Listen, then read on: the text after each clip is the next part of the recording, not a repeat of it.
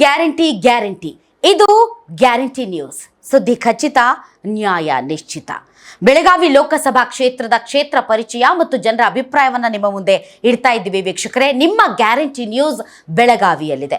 ಬೆಳಗಾವಿ ಲೋಕಸಭಾ ಕ್ಷೇತ್ರದಲ್ಲಿ ಯಾವ ರೀತಿಯಾದಂತಹ ರಾಜಕೀಯ ಚಿತ್ರಣವನ್ನು ನಿಮ್ಮ ಮುಂದೆ ಇದೆ ಅನ್ನೋದನ್ನು ನಿಮ್ಮ ಮುಂದೆ ಇಡುವ ಭಾಗವಾಗಿ ಇವತ್ತು ಬೆಳಗಾವಿ ಲೋಕಸಭಾ ಕ್ಷೇತ್ರದ ಬಿಜೆಪಿ ಮತ್ತು ಜೆಡಿಎಸ್ ಮೈತ್ರಿ ಅಭ್ಯರ್ಥಿ ಜಗದೀಶ್ ಶೆಟ್ಟರ್ ಅವರಿಗೆ ಲಕ್ಷ್ಮೀ ಹೆಬ್ಬಾಳ್ಕರ್ ಅವರ ಪುತ್ರ ಮೃಣಾಲ್ ಹೆಬ್ಬಾಳ್ಕರ್ ಅವರು ಟಕ್ಕರ್ ಕೊಡೋದಕ್ಕೆ ರೆಡಿಯಾಗಿದ್ದಾರೆ.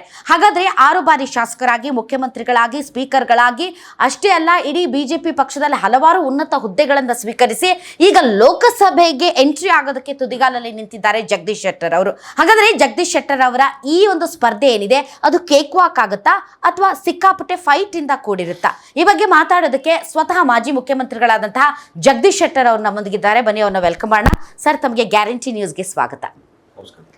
ಸರ್, ನಿಮ್ಮನ್ನು ನೋಡಿದ್ರೆ ಭಾಳ ಕೂಲ್, ಕಾಮ್, ರಿಲ್ಯಾಕ್ಸ್ಡ್ ಆಗಿದ್ದೀರಿ ಸರ್.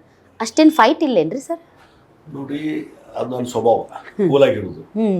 ಅದಕ್ಕೆ ಇವತ್ತಿನವರೆಗೂ BP ಶುಗರ್ ಬಂದಿಲ್ಲ. ಬೇರೆಯವ್ರಿಗೆ BP ಶುಗರ್ ಬರ್ಸ್ತೀವಿ.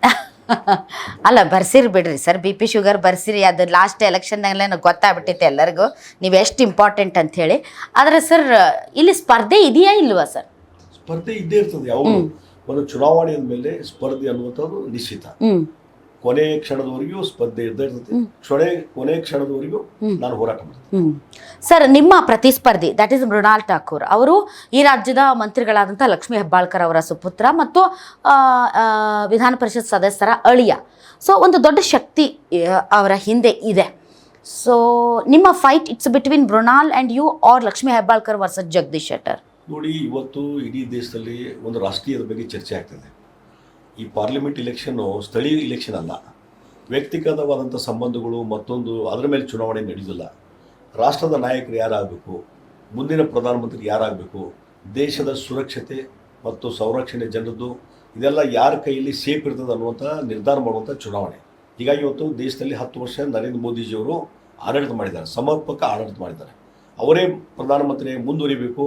ಅವರ ನೇತೃತ್ವದಲ್ಲಿ ದೇಶ ಅಭಿವೃದ್ಧಿ ಆಗ್ತದೆ. ಒಳ್ಳೆಯ ರೀತಿ ಜಗತ್ತಿನಲ್ಲಿ ಭಾರತಕ್ಕೆ ಇನ್ನೂ ಹೆಚ್ಚು ಕೀರ್ತಿ ಬರ್ತದೆ ಅನ್ನುವಂಥ ಜನರ ಮನಸ್ಸಲ್ಲಿ ಬಂದದ. ಓವರಾಲ್ ಟ್ರೆಂಡ್ ಹಾಗೇ ಇದೆ. ಹೀಗಾಗಿ ಇದು ಮೋದಿಜಿಯವರು 3ನೇ ಬಾರಿ ಪ್ರಧಾನಮಂತ್ರಿ ಮಾಡಬೇಕು ಬೇಡ ಅನ್ನುವಂಥ ನಿರ್ಧಾರ ಮಾಡುವಂಥ ಚುನಾವಣೆ. ಈಗ ನಾನು ಹೇಳ್ತೀನಿ ಕಾಂಗ್ರೆಸ್ಸಲ್ಲಿ ಅಭ್ಯರ್ಥಿ ಯಾರೇ ಇರಲಿ, ಅದು ನಮ್ಗೆ ಸಂಬಂಧ ಇಲ್ಲ. ಇವತ್ತು ಭಾರತೀಯ ಜನತಾ ಪಾರ್ಟಿಯಿಂದ ನಾನು ಸ್ಪರ್ಧೆ ಮಾಡಲಿಕ್ಕೆ ಅವಕಾಶ ಕೊಟ್ಟಿದ್ದಾರೆ. ಮಾಜಿ ಮುಖ್ಯಮಂತ್ರಿ, ಹಿಂದೆ ಆಡಳಿತ ಅನುಭವ ಇರುವಂಥ ವ್ಯಕ್ತಿ ಅಂತ ಹೇಳಿ ನನಗೆ ಕೊಟ್ಟಿದ್ದಾರೆ. ಬೆಳಗಾವಿ ಜನರು ಜಗದೀಶ್ ಶೆಟ್ಟರು ಬಂದರೆ ಒಳ್ಳೆಯದಾಗ್ತದೆ ಅನ್ನುವಂಥ ಒಂದು ಎಕ್ಸೆಪ್ಟಬಿಲಿಟಿ ಅವರು ಸಹಿತ ಒಪ್ಕೊಂಡಿದ್ದಾರೆ. ಆ ಹಿನ್ನೆಲೆಯಲ್ಲಿ ಚುನಾವಣೆಗೆ ಸ್ಪರ್ಧೆ ಮಾಡ್ತಾ ಇದ್ದೇನೆ. ಕಾಂಗ್ರೆಸ್ ಪಾರ್ಟಿಯವರು ಯಾರೇ ನಿಂತರೂ ಅದನ್ನು ಎದುರಿಸುವಂಥದ್ದು ಶಕ್ತಿ ನನಗೆ. ಗ್ಯಾರಂಟಿ ನ್ಯೂಸ್, ಸುದ್ದಿ ಖಚಿತ, ನ್ಯಾಯ ನಿಶ್ಚಿತ.